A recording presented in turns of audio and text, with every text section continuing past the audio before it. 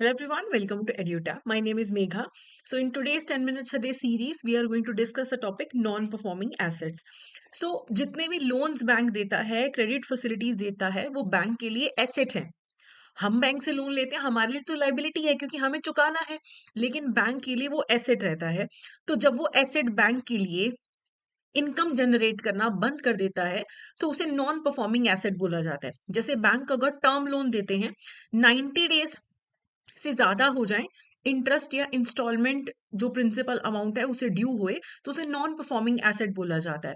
अगर बैंक ने कोई कैश क्रेडिट या ओवरड्राफ्ट की फैसिलिटी दे रखी है और वो 90 डेज से ज्यादा आउट ऑफ ऑर्डर रहती है, तो उसे नॉन परफॉर्मिंग एसेट बोला जाता है। और अगर बैंक ने कोई बिल डिस्काउंट किए हैं, बिल परचेज किए हैं, उनका पेमेंट ओवर ड्यू है 90 दिन से ज्यादा, वो भी नॉन परफॉर्मिंग एसेट की कैटेगरी में फॉल करता है।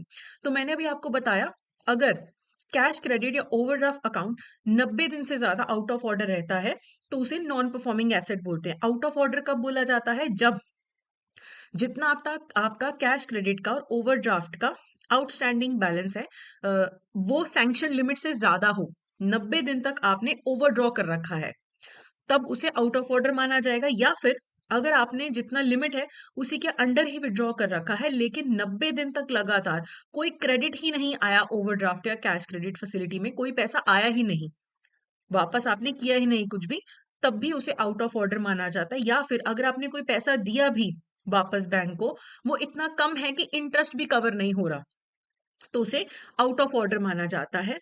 अगर हम एग्रीकल्चरल लोन्स की बात करें, वहां पे अगर दो दो क्रॉप सीजन्स तक, मान लीजिए कि शॉर्ट ड्यूरेशन जहां पे क्रॉप्स होती है, तो 2 क्रॉप सीजन तक अगर अमाउंट ड्यू है, तो फिर उसे नॉन परफॉर्मिंग एसेट बोल दिया जाता है उस लोन को। लेकिन अगर लॉन्ग ड्यूरेशन क्रॉप्स हैं, लॉन्ग ड्यूरेशन क्रॉप्स में अगर एक क्रॉप सीजन तक अगर प्रिंसिपल या इंटरेस्ट ओवर ड्यू रहता है, तब उसे भी नॉन परफॉर्मिंग एसेट बोला जाता है। जहां पे लोन में सेंट्रल गवर्नमेंट ने कोई गारंटी वगैरह दे रखी है, लोन की गारंटी की बैकिंग है सेंट्रल गवर्नमेंट की, ऐसे लोन को तभी एनपीए माना जाएगा अगर बैंक वो गारंटी का पैसा देने से मना कर दे। ठीक है? अगर वो लोन का पैसा नहीं भी आ रहा, मतलब जिस पर्सन को लोन दिया उसने नहीं भी चुकाया, तब भी उसे एनपीए नहीं डिक्लेयर किया जाएगा। एनपीए तब डिक्लेयर किया जाएगा जब गवर्नमेंट गारंटी का पैसा देने से मना कर दे। हम अपने एनपीएस को या अपनी एसेट्स को कैसे क्लासिफाई करते हैं? जो भी बैंक के लोन्स हैं उनके एसेट्स हैं। तो अगर तो नॉर्मल लोन है, पैसा आ रहा है नॉर्मल, देखो हर लोन में थोड़ा बहुत रिस्क तो होता ही है, तो उसे स्टैंडर्ड एसेट बोलते हैं कि लोन दिया हुआ है, आ रहा है, 1-2 दिन 4 दिन का कभी डिले भी हो जाता है, लेकिन एनपीए नहीं हुआ, तो वो स्टैंडर्ड एसेट है। एनपीए डिक्लेयर होने के बाद जो पहला साल होता है, पहला साल जो एनपीए रहती है एसेट, तब उसे सब स्टैंडर्ड एसेट बोला जाता है।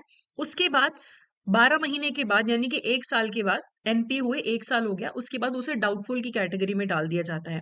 डाउटफुल में पहले साल उसे डी1, उसके बाद पहले से तीसरे साल तक डी2, और उसके बाद डी3 कैटेगरी में डाल दिया जाता है।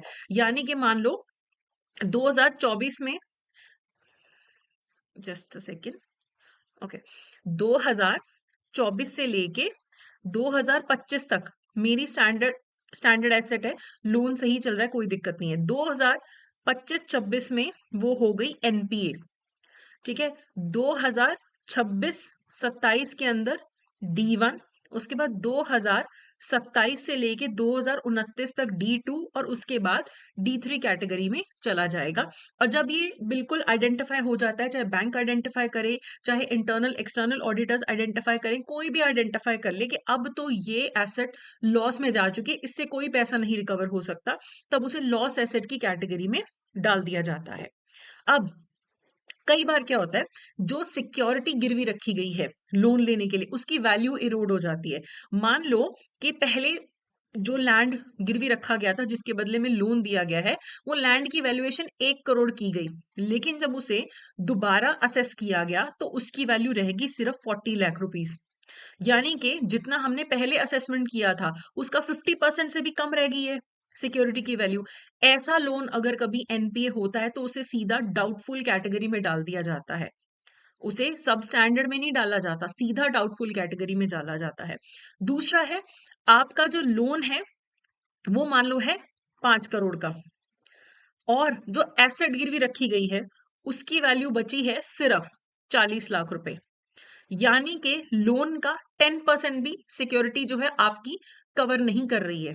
इतनी आपकी सिक्योरिटी की वैल्यू इरोड हो चुकी है। ऐसे जो लोन्स होते हैं वो सीधा लॉस एसेट की कैटेगरी में डालते हैं, उनको डाउटफुल सबस्टैंडर्ड उस कैटेगरी में नहीं डाला जाता है। ओके, फिर आता है स्पेशल मेंशन अकाउंट्स। देखिए 90 दिन के बाद तो एसेट एनपी हो जाती है, लेकिन क्या तब तक हाथ पे हाथ धर के बैठना है? नहीं, उससे पहले हमें एक दिन का भी अगर डिले होता है तो हमें उन्हें स्पेशल मेंशन अकाउंट्स की कैटेगरी में डालना है। हमें एफर्ट करना है कि वो एनपीए तक पहुंचे ही ना।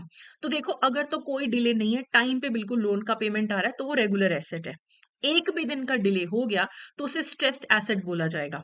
तो एसएमए जीरो होता है पहले दिन से लेके 30 दिन तक का डिले है अगर, फिर 31 टू 60 डेज का डिले है तो एसएमए 1 कैटेगरी का लोन हो जाएगा। 61 टू 90 डेज का डिले है तो एसएमए 2, और 90 के बाद तो फिर नॉन परफॉर्मिंग एसेट की कैटेगरी में चला जाता है। ठीक है, अब जो हमारे कैश क्रेडिट जैसी रिवॉल्विंग फैसिलिटीज हैं वहां पे एसएमए 0 कैटेगरी नहीं होती है, सीधी एसएमए 1 और एसएमए 2 होती है। तो पहले ही एक्शन ले लो रादर देन के एनपीए होने का वेट किया जाए।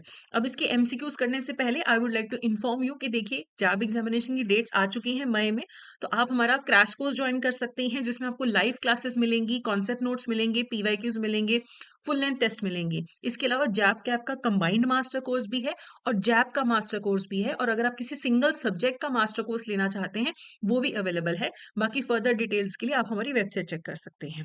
अब इससे रिलेटेड क्वेश्चन देख लेते हैं। As per the RBI guidelines, which of the following statements regarding NPA are correct? A loan is classified as NPA if the interest or principal remains overdue for more than 90 days. अगर loan 90 दिन से ज्यादा overdue रहे, क्या उसे NPA बोलते हैं? Yes. The credit facility backed by guarantee of the central government, though overdue, may be treated as NPA only when the government repudiate its guarantee when invoked. तो ये बिल्कुल सही है। अगर किसी लोन में गवर्नमेंट ने गारंटी दे रखी है उसे एनपीए कब बोलेंगे? जब गवर्नमेंट पैसा देने से मना कर दे, अदरवाइज नहीं। ठीक है, तो ये बिल्कुल सही है। Once a loan becomes an NPA banks are not allowed to recover the loan. ऐसा तो बिल्कुल भी नहीं है, एनपीए होने के बाद भी कई बार लोन रिकवर हो जाता है।